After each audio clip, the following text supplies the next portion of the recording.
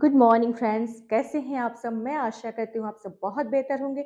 अगर दोस्तों आपने इस वीडियो पे क्लिक किया है तो वीडियो में लास्ट तक बने रहिएगा, क्योंकि ये वीडियो बहुत इंपॉर्टेंट होने वाली है। खासकर अगर आप एक केबीएस एस्पिरेंट हैं या सुपर टेट या यूपी टेट की तैयारी कर रहे हैं या फिर किसी भी अदर स्टेट से दोस्तों आप किसी भी एग्जाम की तैयारी कर रहे हैं जिससे सामान्य हिंदी से प्रश्न पूछे जाते हैं। उन प्रश्नों की श्रृंखला आज मैं लेके आई हूँ। कुछ वस्तुनिष्ठ प्रश्न हैं जो कि बहुत इंपॉर्टेंट है एग्जाम की दृष्टि से।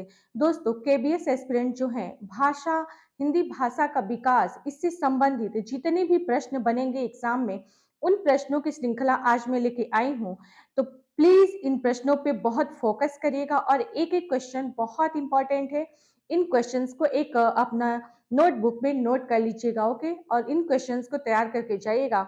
हूबहू ऐसा ही प्रश्न आपके एग्जाम में देखने को मिलेंगे, ठीक है? तो चलिए इन प्रश्नों पे चलते हैं और समझते हैं, ठीक है? फ्रेंड्स आइए चलते हैं हम। विषय है आपका सामान्य हिंदी वस्तुनिष्ठ प्रश्न, ओके? फ्रेंड्स पहला क्वेश्चन है कि हिंदी भाषा किस लिपि में लिखी जाती है? हिंदी भाषा किस लिपि में लिखी जाती है? फ्रेंड्स ये है, ऑप्शन ए है गुरुमुखी, बी ऑप्शन है ब्राह्मी, सी ऑप्शन है देवनागरी, डी है सौराष्ट्री, ओके? दोस्तों हिंदी भाषा किस लिपि में लिखी जाती है? तो देवनागरी लिपि में लिखी जाती है। तो इसलिए ऑप्शन कौन सा सही है आपका? सी ऑप्शन सही है, ठीक है? हिंदी भाषा किस लिपि में लिखी जाती है? देवनागरी लिपि में लिखी जाती है, ओके? आइए अब हम चलते हैं सेकंड क्वेश्चन पे। अधिकतर भारतीय भाषाओं का विकास किस लिपि से हुआ है? पहला है शारदा लिपि, खरोष्टी है, बी है खरोष्टी लिपि, सी है ब्राह्मी लिपि, डी है कुटिल लिपि, ओके? दोस्तों ये है आपका, इसमें भी आपका सी सही है, ब्राह्मी लिपि। अधिकतर भारतीय भाषाओं का विकास ब्राह्मी लिपि से हुआ है। और थर्ड क्वेश्चन है, किस तिथि को हिंदी को राजभाषा बनाने का निर्णय लिया गया? ठीक है दोस्तों, ऑप्शन ए है 15 अगस्त 1947, बी ऑप्शन है 26 जनवरी 1950, सी ऑप्शन है 14 सितंबर 1949 एवं डी ऑप्शन है 14 सितंबर 1950 ईस्वी, ओके? फ्रेंड्स राजभाषा बनाने का निर्णय हिंदी को लिया गया आपका 14 सितंबर 1949 ईस्वी में, ठीक है?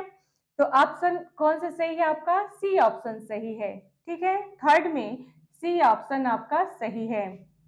फ्रेंड्स मैं आशा करती हूँ आपको क्वेश्चंस दिख रहे होंगे। चलिए इसके बाद देखते हैं। फोर्थ क्वेश्चन है, हिंदी किस भाषा परिवार की भाषा है? ऑप्शन ए है भारोपीय, बी ऑप्शन है द्रविड़, सी है ऑस्ट्रिक, डी है चीनी तिब्बती, ठीक है? फ्रेंड्स इससे पहले जो वीडियो है, पिछली वीडियो, उसको जाके वॉच करिएगा। मैंने भाषा विकास से संबंधित जो टॉपिक है उसको बहुत अच्छे से कराया हुआ है। तो आप सबको उसको देखेंगे तो ऐसे ही समझ में आ जाएगा कि किस भाषा परिवार की भाषा है हिंदी। तो भारोपी परिवार की भाषा है, ओके? दोस्तों इसके बाद हम चलते, इसमें ए ऑप्शन सही है, भारोपीय। पांचवा क्वेश्चन है, हिंदी भाषा का जन्म हुआ है अपभ्रंश से, लौकिक संस्कृत से, पाली प्राकृत से, वैदिक संस्कृत से, ओके? फ्रेंड्स इसमें आपका ए ऑप्शन सही है, अपभ्रंश से हिंदी भाषा का जन्म हुआ है। अपभ्रंश से हिंदी भाषा का जन्म हुआ है, ठीक है? आइए हम नेक्स्ट क्वेश्चन पे चलते हैं। सिक्स क्वेश्चन है, भारतवर्ष में हिंदी को आप किस वर्ग में रखेंगे? आएगा आपका, ए ऑप्शन पूछ रहा है राजभाषा, बी है राष्ट्रभाषा, सी है बी भाषा, डी है तकनीकी भाषा, ओके? फ्रेंड्स इसमें भारतवर्ष में हिंदी को आप किस वर्ग में रखेंगे? तो राजभाषा के रूप में रखेंगे, यही ऑप्शन आपका सही है, ठीक है? फ्रेंड्स आइए सेवेंथ क्वेश्चन पे चलते हैं। भारतीय संविधान की 8वीं अनुसूची में शामिल भाषाओं की संख्या है। ऑप्शन ए है 14, बी है 18, सी है 15, डी है 22, ठीक है? दोस्तों ये अक्सर ये सारे जो क्वेश्चंस हैं वो आपके यूपी टेट में भी पूछे जाते हैं। अगर आप यूपी टेट की तैयारी कर रहे हैं तो ये आपके लिए बहुत ही फायदेमंद है।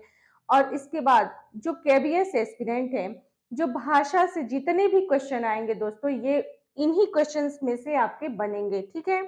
तो आइए देखते हैं हम 8 क्वेश्चन है, संविधान के अनुच्छेद 351 में किस विषय का वर्णन है? ठीक है, ऑप्शन ए है हिंदी के विकास के लिए निर्देश। ये दोस्तों इसका आंसर ही मैंने लिख दिया है, ऑप्शंस बहुत ज्यादा लंबा लंबा था तो इसलिए मैंने एक ही बार आपका आंसर ही इस पे बता दिया है। ठीक है, संविधान के अनुच्छेद 351 में किस विषय का वर्णन है?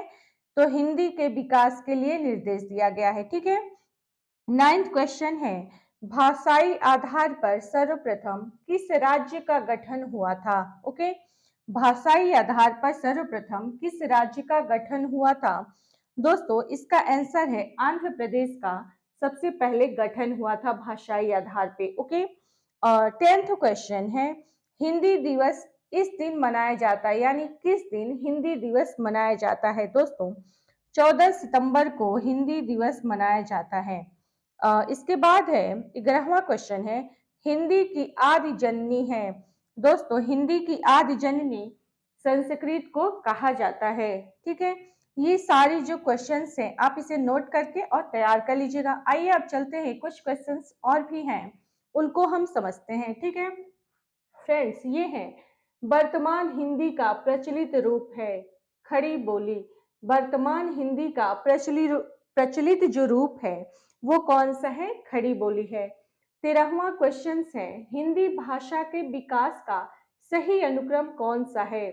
पाली, प्राकृतिक, अपभ्रंश और हिंदी। ओके दोस्तों, ये जो सीक्वेंस है इसे आप याद कर लीजिएगा ताकि कंफ्यूजन न हो। पाली, प्राकृतिक, अपभ्रंश और हिंदी, यही हिंदी भाषा के विकास का सही अनुक्रम है। ओके, आइए आप देखते हैं 14वां क्वेश्चन है, ब्रज भाषा है।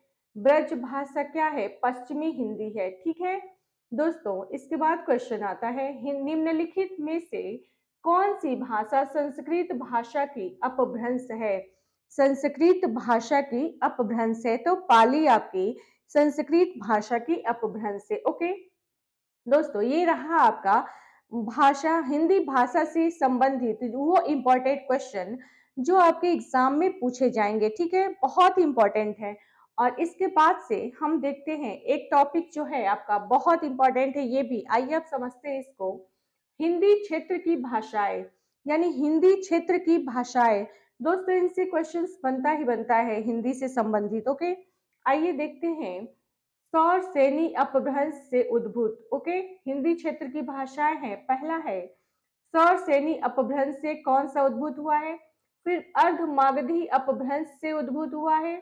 मागधी अपभ्रंश से क्या उद्भूत हुआ है? ओके, तो आइए हम एक एक करके चीजों को समझेंगे। दोस्तों सबसे पहले हम लोग समझेंगे सौर सैनी अपभ्रंश से उद्भूत। आइए इस कॉलम में चलते हैं, नीचे सबसे नीचे हिंदी वर्ग, ठीक है, फिर राजस्थानी वर्ग है, फिर पहाड़ी वर्ग है।